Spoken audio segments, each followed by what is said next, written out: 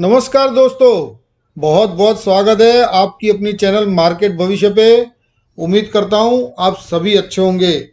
दोस्तों, मुझे ऐसा लग रहा है कि अपने भारत की इकोनॉमिक ग्रोथ जो है वो उसका साइकिल पीक पे पहुंच गया है। यानी कि यहाँ से ये जो 6.3% की ग्रोथ आई है पिछले क्वार्टर्स में, अब यहाँ से नीचे जाने के आसार ज़्यादा है, अब और ऊपर नहीं जाने वाला। आगे स्लो डाउन की पॉसिबिलिटीज़ है। दोस्तों, इंडिया एक ग्रोइंग इकोनॉमी जरूर है, लेकिन ऑल ओवर वर्ल्ड जो रिसेशन बना हुआ है, जो मंदी का माहौल है, वो कहीं ना कहीं हमारी इकोनॉमी पे भी जरूर असर करेगा। दोस्तों, जीडीपी के बारे में एक छोटी बात मैंने आपको बताई कि आने वाले दिनों में ऐसी पॉसिबिलिटीज़ दिख रही है। ठीक है, क्या होगा वो तो आने वाला वक्त ही बताएगा, लेकिन हम पॉसिबिलिटीज़ की ही बात कर सकते हैं। हम 100% एश्योर्ड नहीं होते उस चीज़ के, क्योंकि इसमें काफ़ी बड़े रोल्स होते हैं, काफ़ी सारी बातें होती हैं जो हमको डीपली देखनी पड़ती है। ठीक है सर, आज दोस्तों मार्केट व्यू मैं आने वाले वीक का देने की कोशिश करूँगा। ठीक है, और जिस तरह से मेरे व्यूअर्स और मेरे वीडियोस में मैं बताते आ रहा हूँ कि मैं निफ्टी में लगातार 18,100 से मैं शॉर्ट पोजीशन में हूँ।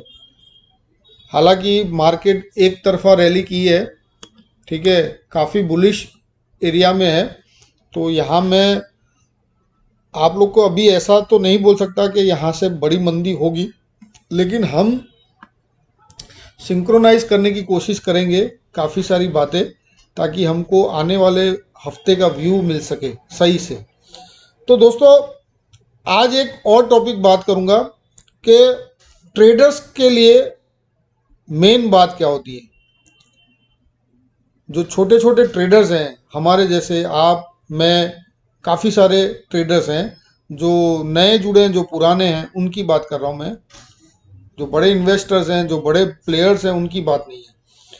उनके लिए मेन टॉपिक है प्रॉफिट बुक करना बहुत ज़रूरी है। ठीक है, मैं व्यू अपना देने वाला हूँ, लेकिन एक छोटी एक बात थी जो मैं आपके सामने रख रहा हूँ। मैं थोड़ा मेरा आइडिया शेयर कर रहा हूँ।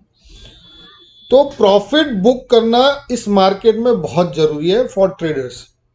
इस मार्केट में लंबा टारगेट वही बुक करता है जो कैपिटल लेके बैठा है, जो बड़ा अमाउंट लेके बैठा है, क्योंकि वो पोजीशन बना सकता है। हेज करना है, कुछ भी करना है, तो वो उसके पास कैपिटल है, तो वो पोजीशंस बना सकता है। लेकिन जो स्मॉल ट्रेडर्स हैं, आप मेरे जैसे जो 2 लॉट 5 लॉट 10 लॉट का काम कर रहे हैं, उनकी बात है। जो स्मॉल ट्रेडर्स हैं, उनको क्या करना चाहिए, उन्हें छोटे छोटे ट्रेड्स करके प्रॉफिट इकट्ठा करना चाहिए। ये छोटे ट्रेड्स करके जो प्रॉफिट इकट्ठा करें, उससे अपना कैपिटल बिल्डअप करें। ठीक है, क्योंकि प्रॉफिट अगर आप बुक नहीं करोगे, आपको ग्रीन कैंडल तो दिखती है, आपने जहां ट्रेड लिया वहां से बाजार ऊपर तो जाता ही है, लेकिन आप कंफ्यूज हो जाते हो कि यहाँ प्रॉफिट बुक करें कि ना करें। तो उसकी काफ़ी सारी वजह है, आप क्यों नहीं कर पा रहे हो, वो एक अलग टॉपिक हो जाती है। लेकिन आज जो मैं बात कर रहा हूँ प्रॉफिट के बारे में, कि प्रॉफिट बुक करना बहुत ज़रूरी है। दोस्तों, प्रॉफिट आना बहुत बड़ी चीज़ भी है।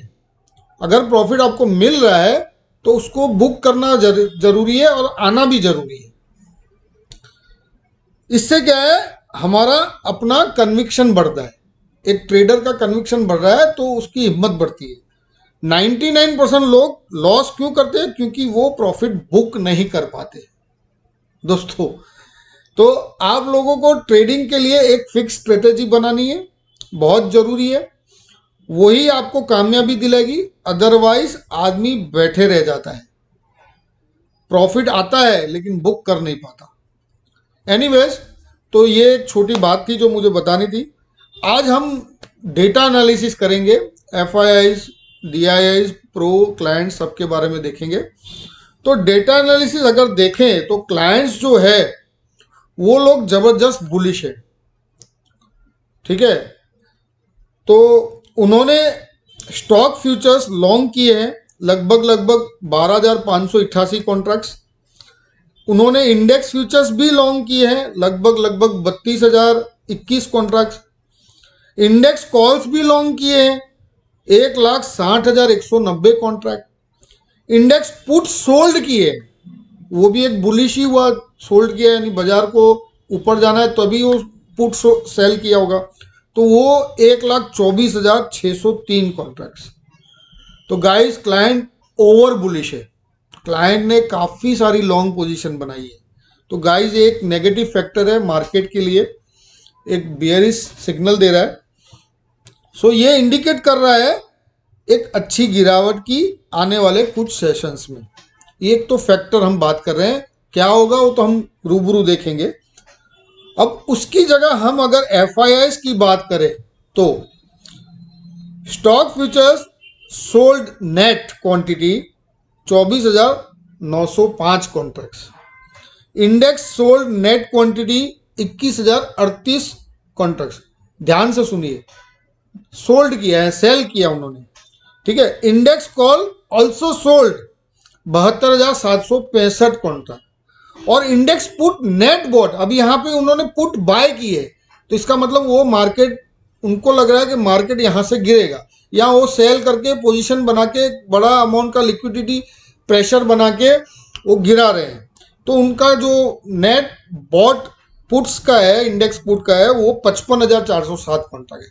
तो गाइज ये भी एक बेरिश इंडिकेशन दे रहा है, तो ये लोग भी बेरिश है। अब ये हो गया क्लाइंट और FIIs। अब प्रो इन्वेस्टर्स की बात करें तो स्टॉक फ्यूचर्स उनके 15,607 नेट बॉट है, यानी बाय किया हुआ है।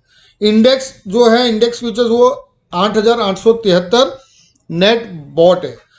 फिर इंडेक्स कॉल्स अगर देखें तो उन्होंने नेट सेलिंग किया है 87,425 कॉन्ट्रैक्ट्स का, और पुट्स जो बाय किए हैं वो 66,296 का।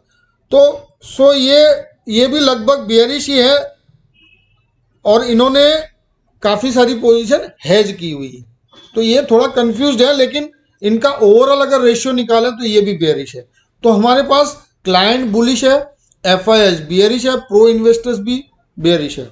अब DIs का अगर देखें तो उनका रोल फिलहाल कुछ भी नहीं दिख रहा, क्योंकि स्टॉक फ्यूचर्स में 32,060 कॉन्ट्रैक्ट सेल किया हुआ है, इंडेक्स में 144 बॉट किया हुआ है, 144 ही, कॉल्स में कोई पोजीशन नहीं दिख रही, और पुट्स जो है इंडेक्स पुट्स उन्होंने 29,000 कॉन्ट्रैक्ट, और सॉरी 2900 कॉन्ट्रैक्ट बॉट किए, बाय किए।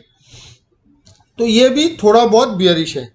अब फिलहाल DIs शांत बैठे हैं, लेकिन जो दो बड़े खिलाड़ी हैं जो मार्केट में काफ़ी उटक पटक कर रहे हैं, वो ज़्यादा बेयरिश दिख रहे हैं अकॉर्डिंग टू डेटा शोन, ठीक है।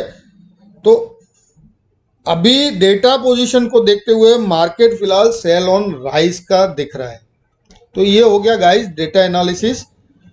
अब मैं लेवल्स कुछ दूंगा आप लोगों को निफ्टी के और बैंक निफ्टी के, ठीक है। आप अगर नोट करें तो करें, मैं यहाँ पे कुछ भी राइट नहीं कर रहा हूँ।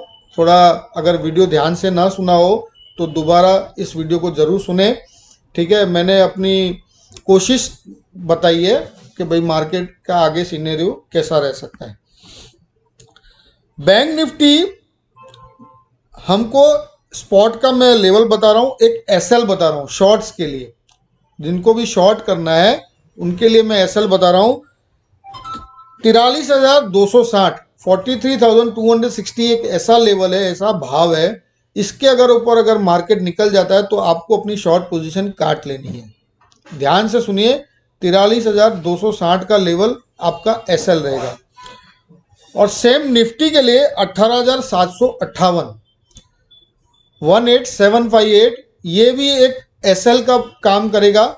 अगर इसके ऊपर भी मार्केट हेल्दीली वॉल्यूम के साथ निकलता है तो आप प्लीज़ अपना शॉर्ट पोजीशन काट सकते हैं, ठीक है।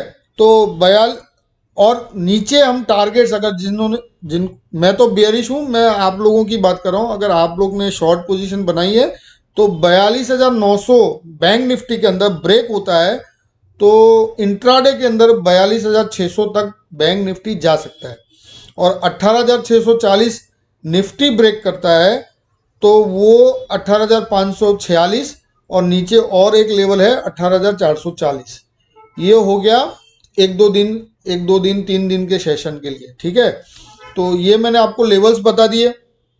एक्चुअली लेवल्स जो मैंने आप लोगों को बताए वो एक हमारा स्टडी बेस्ड है, ठीक है। स्टडी बेस्ड लेवल्स हैं जो हम टेक्निकल एनालिसिस करते हैं डे बाय डे चार्ट्स में, ठीक है।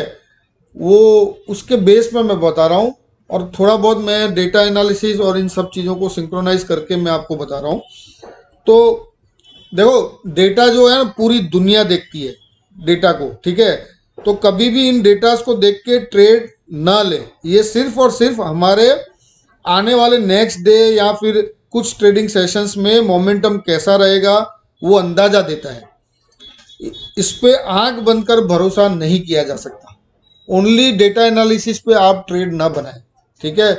काफ़ी सारे फैक्टर्स को लेके उनको सेटअप करके अपना माइंडसेट बनाएं और एक चेकलिस्ट बनाइए। इंडिया विक्स को देखिए, डॉलर इंडेक्स को देखिए, इंटरनेशनल मार्केट क्लूज को देखिए, चार्ट एनालिसिस भी कीजिए, ये डेटा एनालिसिस भी कीजिए। इन सबको 1 बाय 1 चेकलिस्ट में आप 1 बाय 1 टिक करते जाएं, ठीक है। और ये सब आपको 1 बाय 1 टिक करना है और ये क्या एक सपोर्टिंग फैक्टर हो जाएगा। इससे क्या आपका कन्विक्शन बढ़ता है, आगे आपके व्यूज कैसे हैं मार्केट। आप बियरिश हो तो बियरिश फैक्टर्स देखो, बुलिश है तो बुलिश फैक्टर्स देखो। अल्टीमेटली आपको भरोसा तो चार्ट पे ही करना है, मेरा यही कहना है, ठीक है। कैंडल स्टिक पैटर्न को देखें, वो आपके लिए बहुत ज़रूरी है और उसी से आपको आइडिया आएगा। आपकी अपनी बनाई हुई स्ट्रेटेजी को भी जरूर फॉलो करें दोस्तों।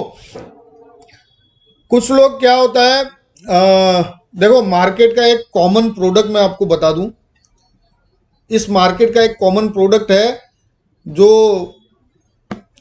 आप लोगों को सभी को हंसी आएगी।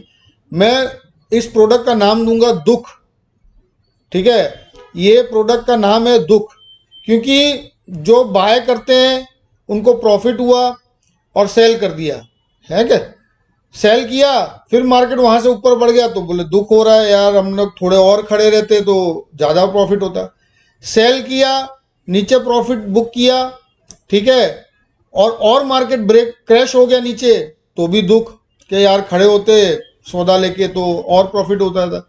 तो ओवरऑल आपको बाइंग सेलिंग किसी भी जगह पे साइडवेज है, कहीं पे भी कोई भी लेवल पे पोजीशन बनाए, आपको एंड ऑफ द डे दुख ज़्यादा होता है कि हमने ये किया था तो ये हो जाता, ये किया था ये, किंतु परंतु इस मार्केट में नहीं चलता है। इफ बट ये सब चीज़ें आप इग्नोर करें और सिर्फ एक अपना स्ट्रेटजी बनाएं और एक रिस्क कंप्लीट करके रखें कि भाई हमको आज के दिन 500 रुपये ही लॉस करना है, उससे ज़्यादा नहीं।